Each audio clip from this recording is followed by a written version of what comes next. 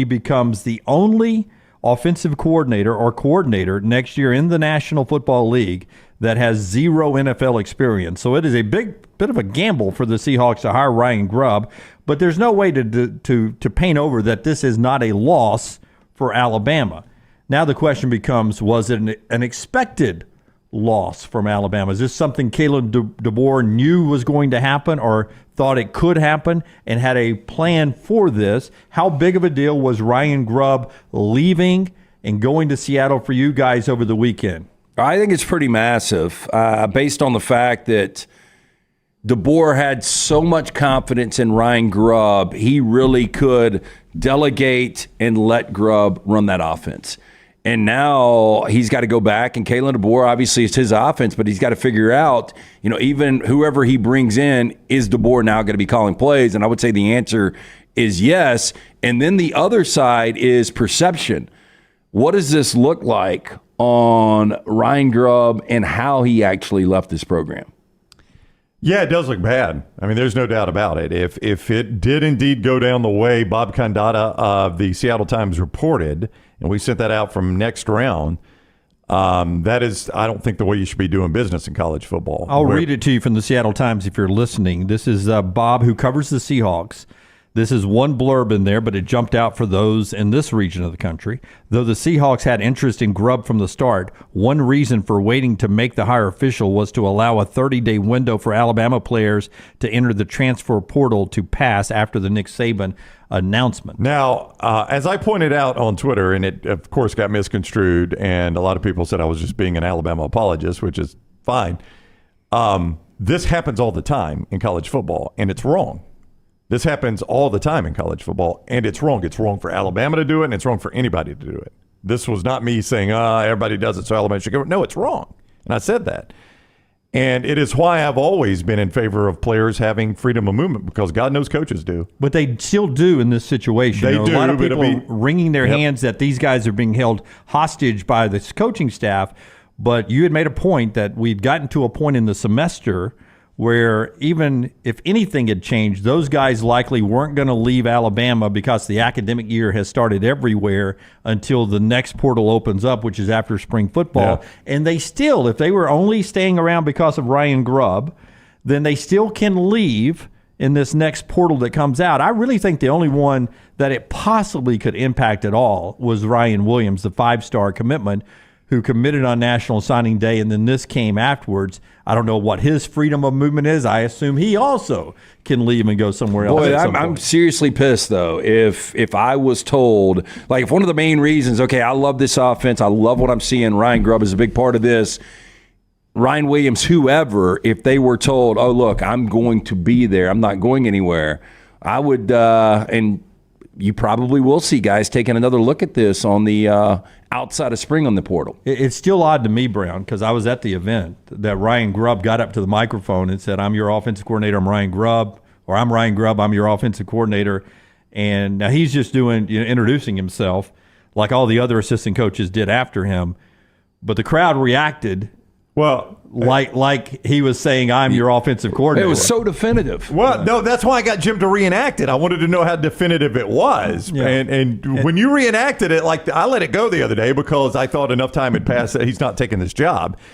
But when you reenacted it, even then I was like, boy, that's far from a hard sell that I'm your offensive coordinator. It felt like you had to say that. Oh, I thought it was kind of a hard sell going back. I mean, we've got the cut, do we not? Oh, no, there's no audio. Yeah. No, it was Jim reenacting it, and all Jim said was... And then I dreamed the reenactment. You did such a good job with it. Thank you. Because I took my hat off. I don't know if you did a good job. I wasn't there, but your reenactment was, I'm Ryan Grubb, and I'm your offensive coordinator. Yeah. No, I've seen the video somewhere. I'm telling you, there's video. And as I've continued to walk up, well, I'm sure it was. I mean, all the Red Elephant Club people were, they had their phones too.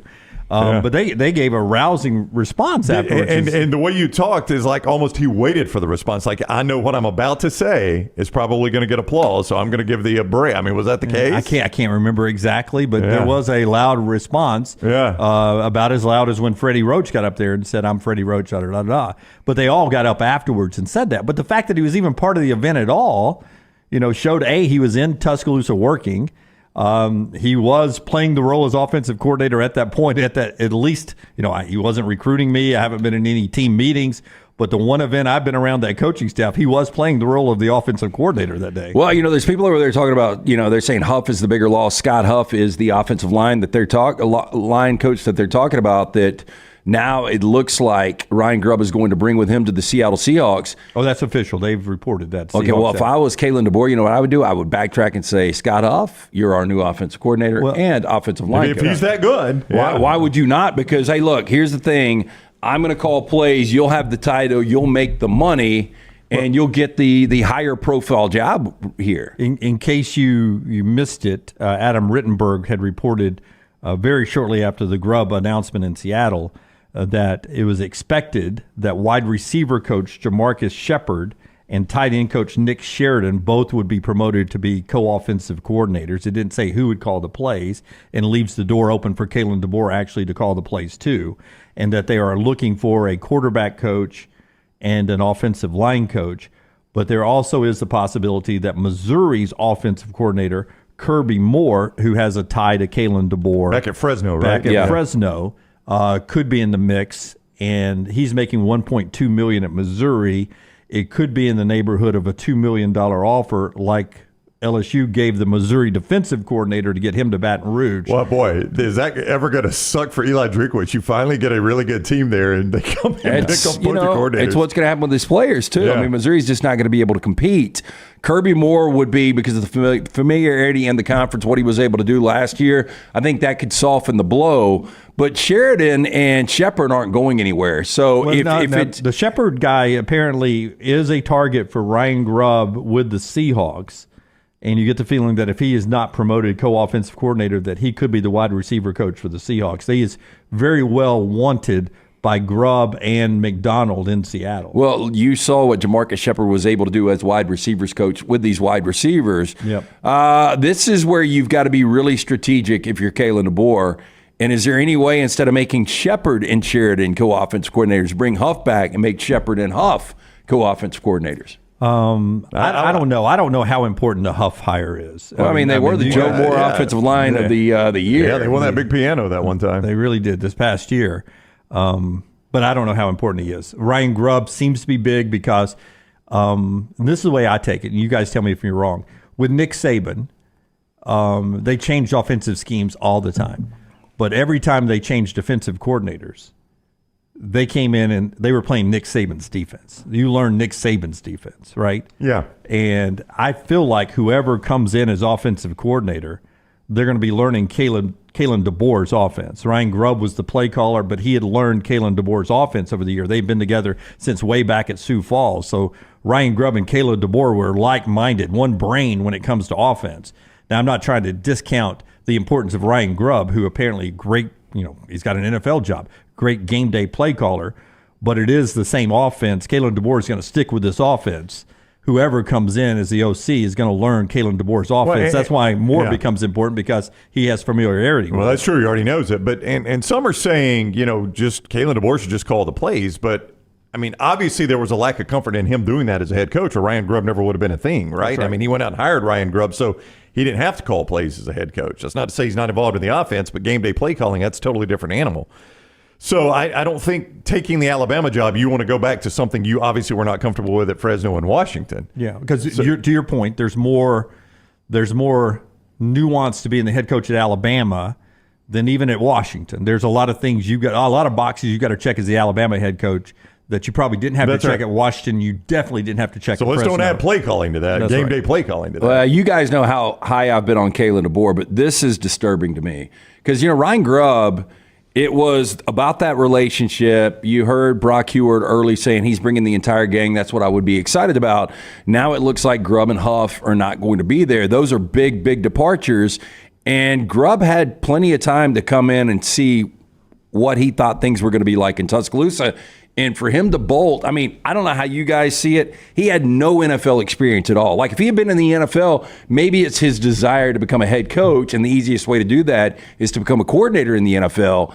But I don't even know if this was ever a plan for Ryan Grubb. So that's why, to me, it's a little concerning. I do wonder, Lance, to your point there, if this weren't Seattle making the hire, Yeah, because of the familiarity with the city. And on Seattle's side, if he weren't the offensive coordinator at Washington, if he would be up for the job, like I think that was probably two paths converging there. I read a lot in the Seattle Times this weekend, the people that cover the Seahawks. Apparently John Snyder, who is the general manager there in Seattle, and one other front office guy fell in love watching the Huskies in their own backyard this year. When the thought is that 2 years. they're going to take Penix. And they could be getting Michael Penix in the draft. And I get to go to the NFL, stay in the city that if he enjoyed living in Seattle, I'm going to assume he did because he's moved back up there.